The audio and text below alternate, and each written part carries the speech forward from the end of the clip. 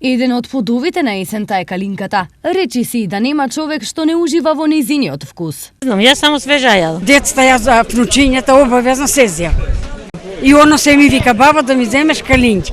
И сега ќе му зема. Па како е тоа, се излупе и внатре тоа зрнцето се јада така нека.